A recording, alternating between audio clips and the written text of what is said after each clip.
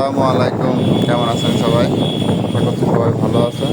সকাল সকাল চলে আসলাম নতুন একটি ভিডিও নিয়ে।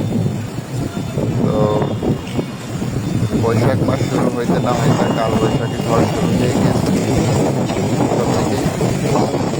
আসছিলাম ধান দেখতে, এসে দেখি বিশাল বাতাস, বাতাসে সব ধান পড়ে গিয়েছে। দেখানোর চেষ্টা করছি, এত বেশি বাতাস এটা বলার বাইরে, দাঁড়ানো যাচ্ছে না ঠিকভাবে এতটাই বাতাস। তো ধানও ভেঙে কাটার মতো হয়ে গিয়েছে, আর কিছুদিন পরেই ধান সব ছেড়ে দিয়ে যাওয়া লাগবে। তো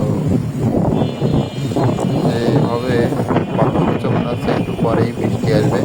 তো আল্লাহ সবাইকে একটু সময় সুযোগ করে দিন, সবাই যেন তাদের কষ্টের ফসলগুলো বাড়ি নিয়ে যেতে পারে। তার কাছে এটুকুই চাওয়া আল্লাহ।